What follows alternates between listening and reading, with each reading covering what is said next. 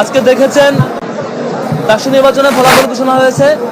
সেখানে ঢাকা বিশ্ববিদ্যালয়ের শিক্ষার্থীরা স্ব পদে যাদেরকে যোগ্য মনে করেছেন ভোট দিয়েছেন এবং অধিক সংখ্যক ভোট প্রাপ্তির ভিত্তিতে যারা নির্বাচিত হয়েছেন তাদের নাম ঘোষণা করা হয়েছে।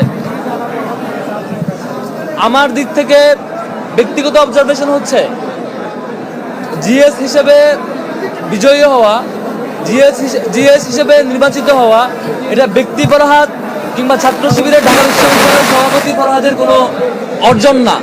এটা ঢাকা বিশ্ববিদ্যালয়ের সকল শিক্ষার্থীদের মতামতের ভিত্তিতে প্রদত্ত একটি আমানতের দায়ভার আমার উপর। মূলত এটি ঢাকা বিশ্ববিদ্যালয়ের সকল শিক্ষার্থীদের বিজয়। এটি ব্যক্তি ফরহাদ কিংবা ছাত্র শিবিরের ঢাকা বিশ্ববিদ্যালয়ের সভাপতি ফরহাদের বিজয় হিসেবে দেখবার কোনো সুযোগ আমার কাছে আমি ব্যক্তিগতভাবে মনে করি না। বরং এটি আমার কাছে মনে হয় ঢাকা বিশ্ববিদ্যালয়ের সকল শিক্ষার্থীদের প্রতিনিধিত্ব করা এবং সকল শিক্ষার্থীদের যে বিশাল আমানত আমাদের উপর অর্পিত হয়েছে সে আমানতের একটি ঘোষণা এটি।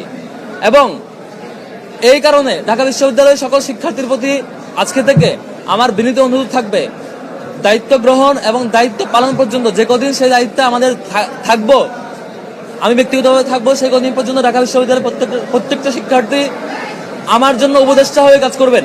ঢাকা বিশ্ববিদ্যালয়ের প্রত্যেকটা শিক্ষার্থী, আমি যদি আমার পথ চলায় কোনো ভুল করি, কোনো ভুল পথে পা বাড়াই, কোনো ভুল কিছু করি মনে হয় বিশ্ববিদ্যালয়ের শিক্ষার্থীর কাছে, বিশ্ববিদ্যালয়ের শিক্ষার্থী যাতে আমাকে সাথে সাথে ভুল শুধরে দেন এবং তার জায়গা থেকে আমাকে সমালোচনায় কাঠগড়ায় দাঁড় করান এবং একদম যেভাবে শুদ্ধে দিলে পরে আমার জন্য সেই পথ চলাটা সঠিক পথে যায় সেভাবে যেন সে বিশ্ববিদ্যালয়ের শিক্ষার্থীরা আমাকে শুধরে দেন, সেই কামনা করব।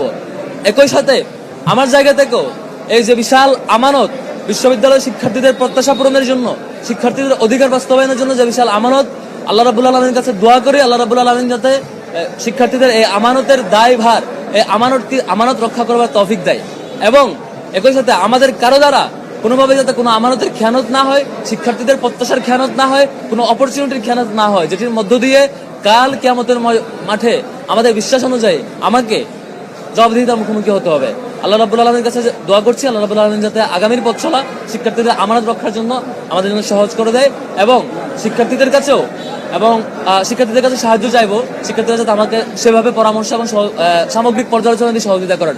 একই সাথে সারা বাংলাদেশের সকল আগ্রহী জনগণ যারা ডাকসুর ব্যাপারে কনসার্ন ছিলেন, ডাকসুর বিজয়ে খুশি হয়েছেন এবং ডাকসুতে আমাদের বিজয়ে আনন্দ প্রকাশ করছেন, তাদের প্রতি বিনীত অনুরোধ রাখবো, আমাদের এই বিজয়ের মধ্য দিয়ে আমরা কোনো বিজয় মিছিল কিংবা আনুষ্ঠানিক কোনো বিজয় র্যালির মধ্য দিয়ে আমরা প্রকাশ করতে চাচ্ছি না।